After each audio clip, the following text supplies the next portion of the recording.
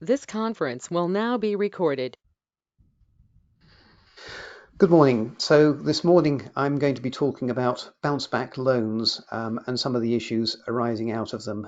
Bounce back loans seem to be a common feature of every CVL and quite a few MVLs that we're looking at. So the things I'm going to be looking at is a quick overview of bounce back loans and some of the other emergency funding schemes. I'll be looking at the question about whether bounce back loans are secured or unsecured loans, which can be relevant particularly in the early phases when you're first talking to a director about the options for them and their company. And I'll be looking at whether bounce back loans may be caught by a personal guarantee and what the consequences of that are. And then I intend to finish with a look at some of the creative uses, possibly misuses and abuses of the emergency funding arrangements.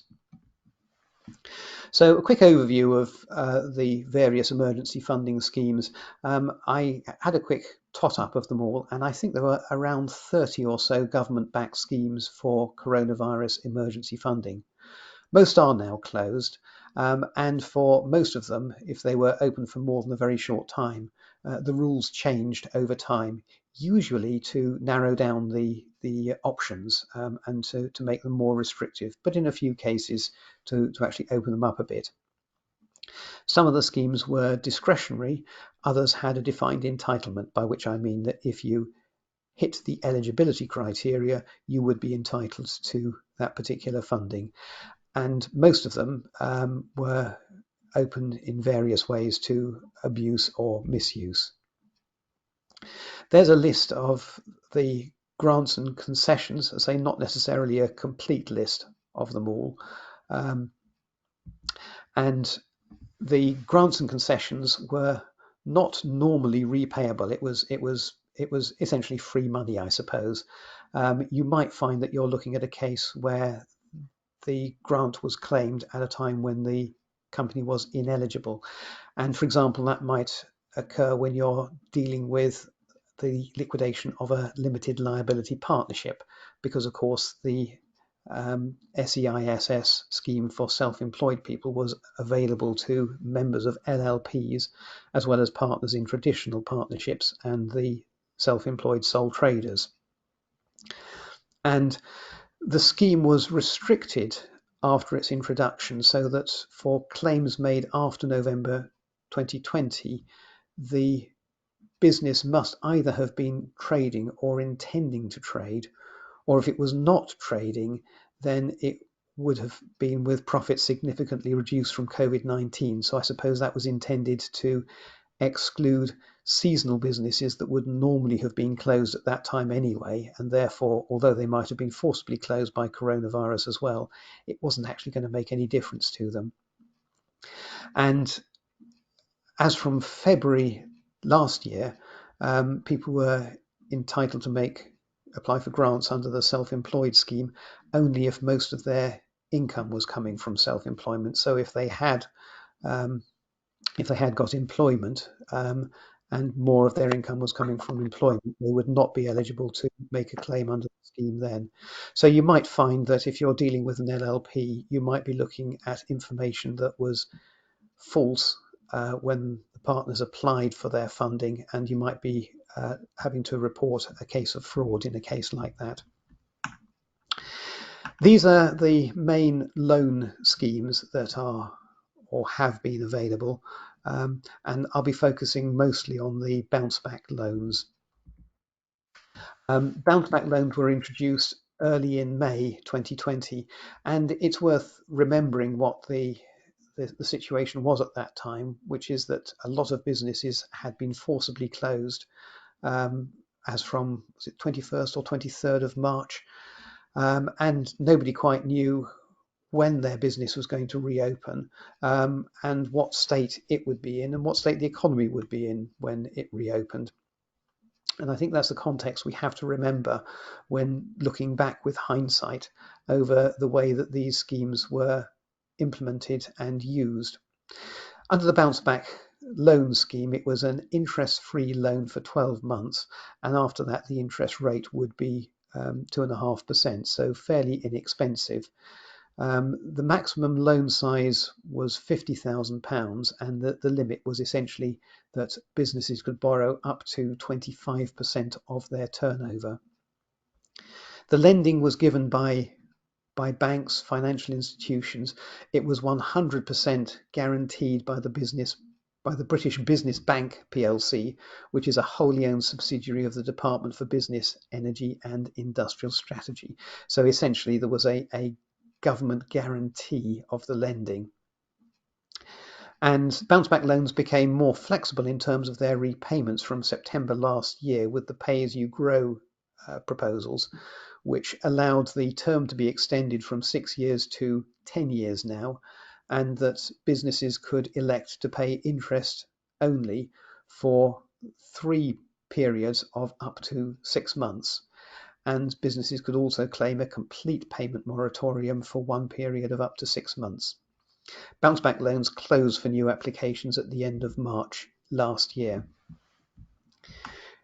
Other key criteria were that there were no personal guarantees taken for bounce back loans, but I'll have a bit to say about that towards the end of this presentation, and that where bounce back loans were being provided to unincorporated businesses, then enforcement action could not be taken against the principal or the partner's personal homes or main cars.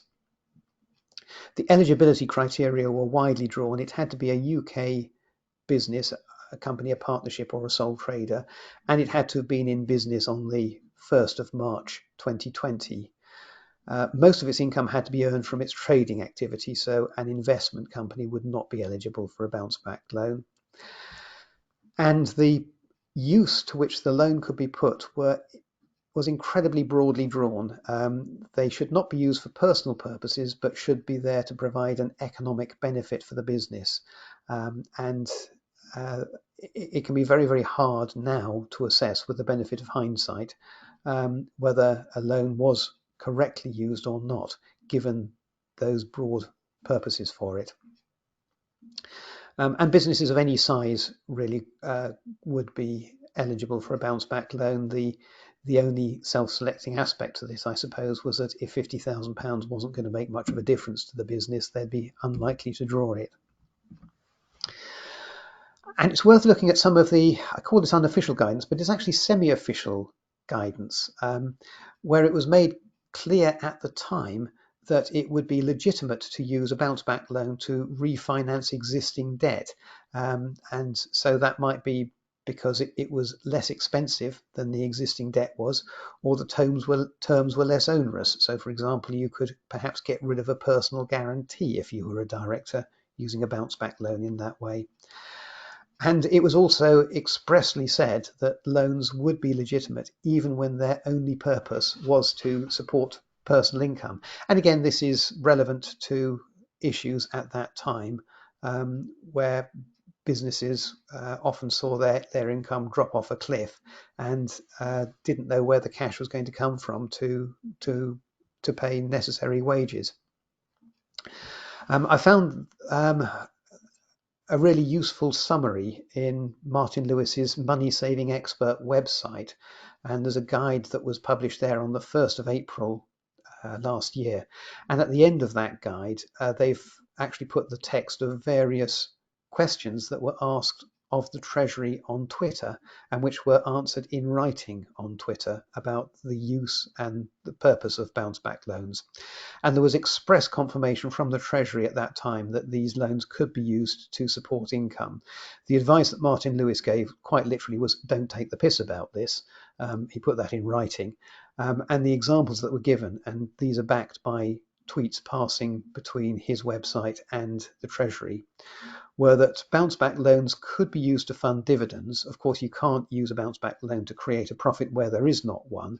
But if there were already historic profits in the business that could be used, could be distributed as dividends, then the bounce back loan could be used to provide the cash to do that. Bounce back loans could be used to pay salaries to directors, although it would not be the right time to increase the rate of remuneration for directors. And the recommendation was that if the bounce back loan is going to be providing personal income for a director, then that should be done through a director's loan account as the most appropriate way of doing it, which I think is probably sensible advice, although that would then leave directors now with substantial amounts that they may owe their companies in directors' loan accounts if they're looking to liquidate the company. The recovery loan scheme, I won't say anything about that. It is an arrangement that is currently still open for applications and provides a larger level of support than the bounce back loan did. So that's a quick overview of the bounce back loans themselves. I'm going to move on now to this question about whether they might in some circumstances be secured. The original publicity at the time when they were announced strongly suggested that they were unsecured loans. The emphasis was given on the state guarantee from the British Business Bank and the fact that banks could not take personal security to support the loan. In actual fact, banks were not prohibited from taking security for bounce back loans. There were good commercial reasons why they usually would not do so, and these included the fact that they already had a full guarantee from the state, so they were unlikely to lose money on the transaction. It would have been extra work and therefore expense for them to take security when lending on a bounce back loan. And it would also have made them look uncompetitive by comparison with other lending institutions that perhaps would not have been taking security. So usually they won't already have done so. What I want to look at, and what I think you need to be alert towards, is the situation where a bank had pre-existing security when the bounce back loan was taken out. Here's a worked example. Imagine a company that had pre-existing lending from its bank, and I'm suggesting here that we consider a £1 million term loan that had been used to buy the premises originally, and on top of that there is now an overdraft facility with, let's say, a £50,000 limit, and the bank at that time originally took a mortgage on the land and buildings with a fixed charge in that, and they've also got a debenture with floating charges on everything else.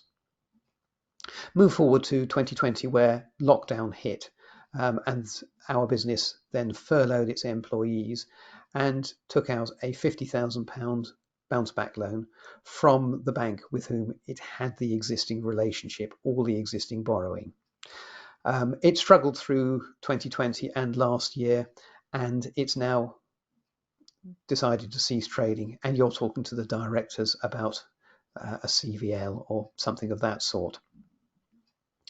Its bank debt now is £1.1 million, all lent to the original bank. That's £1 million on the term loan. The overdraft is fully drawn at 50,000, and there's a 50,000 bounce back loan as well. The value of the security is £1.2 million. So it looks like there is going to be significant equity released from the sale of the charged assets, significant cash coming into the liquidation to pay the unsecured creditors. We're probably still looking at a CVL, we'll say for the sake of argument. And you're now trying to see whether the estimated outcome statement should show £150,000 available for the unsecured creditors or £100,000 available for them. So the question is whether this bounce back loan is secured by the bank's pre-existing security. And if you look at the mortgage deed and the debenture, they're written in the way that these documents always are, and they secure all monies. Now, on my slide here, I'm saying that's permissive but not conclusive. What I mean by that is that, therefore, allows that security to be extended to new borrowings, such as the bounce back loan, but it doesn't necessarily mean that the bounce back loan is caught by that security. The bank will say that it is, but that's not strictly true. It would allow the bank to have extended the security to cover that new borrowing, but they may not have done so. The next document to look at would be the bounce back loan agreement itself. and we'll try and see whether that expressly says whether the bank is treating the bounce back loan as unsecured. Almost certainly it won't say anything of that sort. It just won't address the point. So that doesn't help us. So then we have to look at the term loan agreement and the facility letters for the overdraft and the relationship the company had with the bank to see what was agreed between the bank and its customer. Was there anything in those documents, in that agreement, that limits how the bank can use its security? I suspect probably there won't be. So we're going to fall back on the situation where the only document that we've got that says anything about whether the loan can be secured or not is this permissive all monies clause in the mortgage deed and the debenture. And you may find that the bank are going to cling very, very strongly to that as saying that they are therefore secured. And if they say that they are secured, it's going to be very difficult for those assets to be sold without the proceeds of sale being paid to the bank. So you might end up doing a deal something like this, where the charged assets are sold for 1.2 million. £1 million of that is taken to repay the term loan. £50,000 is then taken to pay the overdraft, and you might do a deal with the bank by which, let's say, 3/4 of the bounce back loan is treated as secured by their pre-existing security. And that will leave another £12,500 going to the unsecured creditors. So you'll then have a £112,500 going into the unsecured creditors pot. And of course, the bank will be an unsecured creditor for that £12,500 as well. Now, of course, that situation can only arise where the bounce back loan is borrowed from the company's existing bank and where the company's existing bank already holds security at the time. In a case such as I've sketched out on this page, where the borrowing was from any other bank, then the bounce back loan will be unsecured. So that's the situation in terms of whether bounce back loans are secured or unsecured. Let's have a look at whether they might be caught by a personal guarantee, despite the fact that they are supposed to be unsecured loans. So let's look at another similar scenario. Here we again have got a pre-existing relationship with a bank, and the company borrowed, let's call it £500,000 on the term loan to buy the premises about 4 years ago. They also had an overdraft facility. We'll put £50,000 on that, and same security as in the last example, mortgage with a fixed charge on the land and buildings and a debenture with floating charges on everything else. And in addition to that security, they have also got a personal guarantee from the directors, which is limited to £200,000. So it's not for the full amount of the borrowing. It is actually capped at £200,000. Again, we'll have coronavirus hitting, the company running into difficulties and borrowing a £50,000 bounce back loan. And importantly, again, this bounce back loan will come from the bank with whom they have the existing relationship, the bank that holds the security and the personal guarantee. So by the time it ceased trading this month and you're talking to the directors about a CVL, the company owes £600,000 to its bank. That's the original £500,000 term loan, the fully drawn overdraft of £50,000, and the new borrowing of £50,000 on the bounce back loan. In this particular example, the value of the security is a bit thin, and the bank were always relying on the guarantee from the directors to make up the lack of security that the company itself had got. So we've got £600,000 worth of debt, and we've got security that's worth, let's say, only £500,000. So we're looking at a £100,000 shortfall to the bank. How much of that will the directors have to pay on their personal guarantee? Now, this is the way that the directors will analyse it, almost certainly. They'll say there's £500,000 coming in as the proceeds of sale. That will go to repay the mortgage that we took out to buy the building in the first place. So that will all be fully repaid, and that will leave the overdraft of £50,000 that we have guaranteed and the bounce back loan that we have not guaranteed. So the amount that we owe on our personal guarantee is £50,000. The bank may look at it differently. The bank may say, well, that's £500,000 of realisations that's coming to us under our security. Taking the previous example where the bank will treat the bounce back loan as covered by its security, the bank will then say, under our terms of business, and this is almost certainly what they will say, under our terms of business, we have got the right to allocate realisations to whichever account we see fit, in whichever order of priority we see fit. We are therefore going to use the first £50,000 of realisations to repay the bounce back loan. The next £450,000 will repay most of the term loan, and then when we finish that, the company will be left owing the overdraft of £50,000, which is personally guaranteed, and the shortfall on the term loan, which is also personally guaranteed.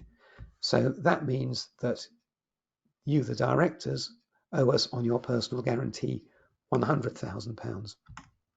And I think that's likely to be a legitimate way for the bank to use its terms of business and its security to effectively ensure that all of its shortfall ends up as guaranteed by the directors rather than guaranteed by the British Business Bank.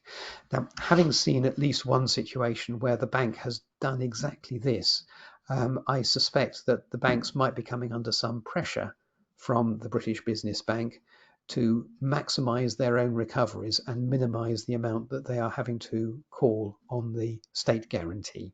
So possibly some of you may also have seen a similar example to this.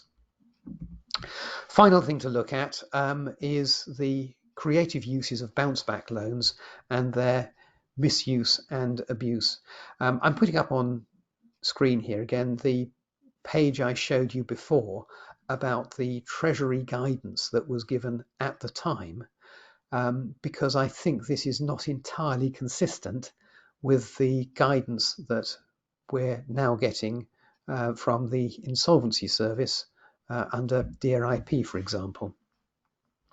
So Dear IP, section 48 and chapter 29 is the one to look at, and they list their indicators of abuse which should be recorded, and these include, and I'm sure we've all seen this, a CVL where by the time it comes to you, the only debts that are outstanding are the bounce back loan, perhaps a bit on the bank overdraft, and perhaps something to HMRC for VAT or PAYE.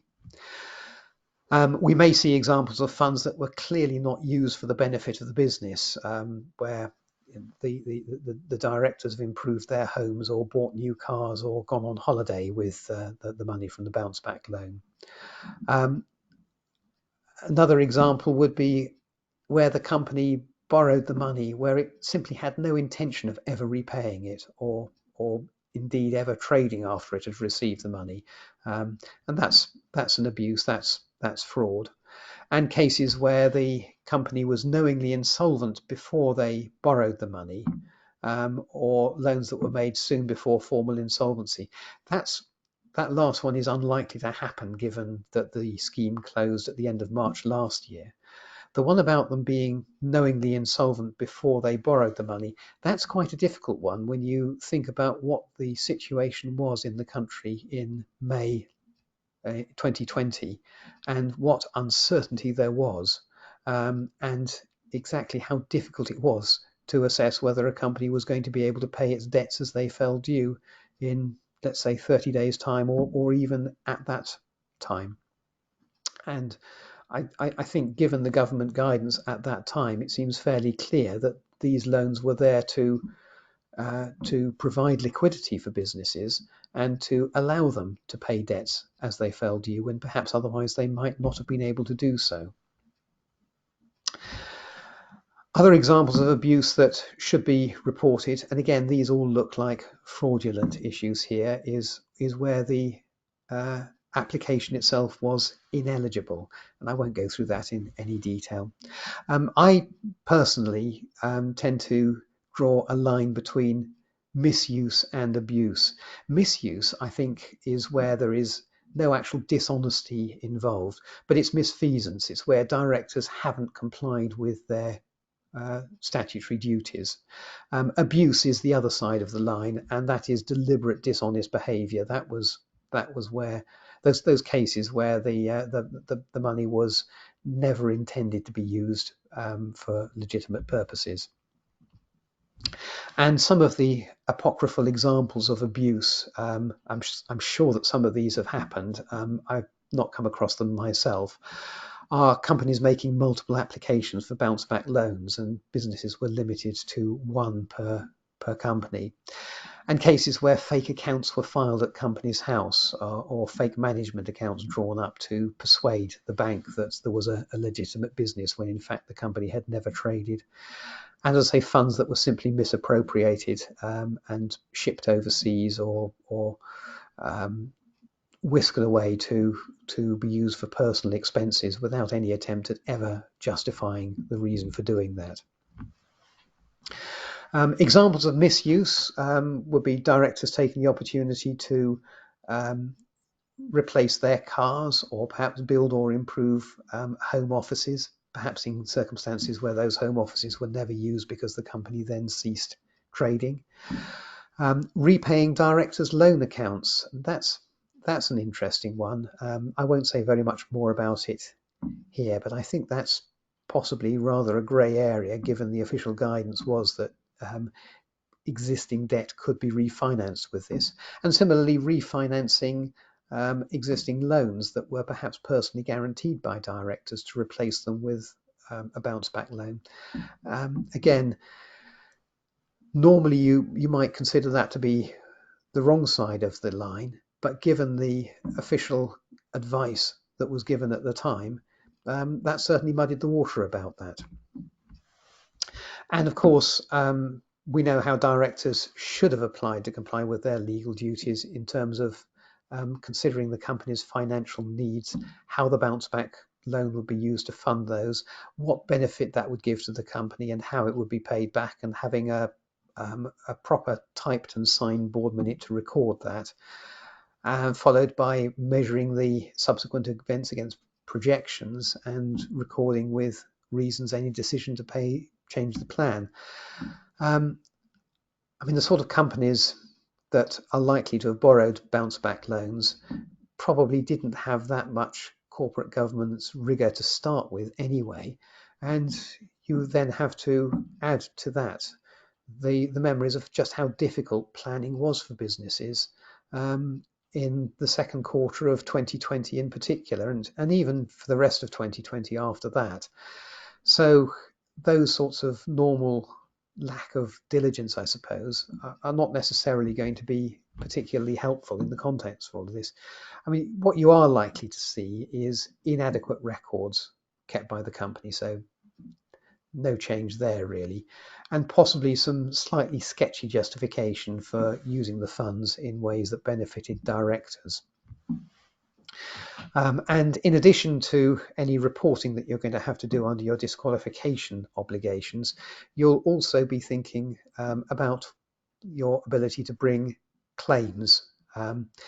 And I talked about this actually in I thought it was a recent coffee break briefing, but it was actually almost exactly 12 months ago when I was talking about using misfeasance as an alternative to using the Insolvency Act civil offences as a way of clawing back transactions.